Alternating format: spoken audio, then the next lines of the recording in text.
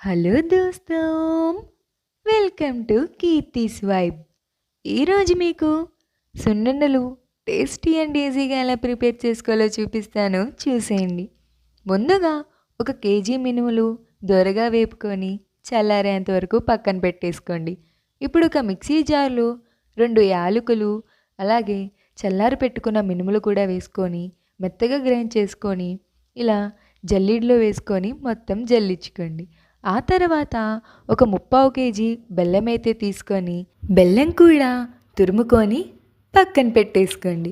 ఇప్పుడు ఈ తురుముకున్న బెల్లం మిక్సీలో వేసుకొని అలాగే మనం జల్లించి పెట్టుకున్న పిండి కూడా వేసుకొని మరొకసారి మెత్తగా గ్రైండ్ చేసుకొని ఇలా ప్లేట్లోకి తీసేసుకొని మొత్తం ఒకసారి కలుపుకోండి.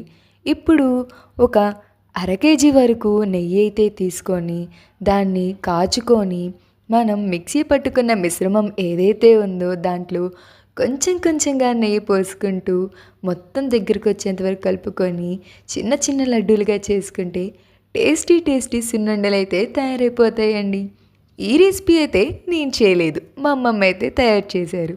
మీకు కనుక ఈ వీడియో నచ్చినట్లయితే లైక్, షేర్, కామెంట్ చేయండి. అలాగే మన ఛానల్ సబ్స్క్రైబ్ చేసుకోవడం మర్చిపోవద్దు.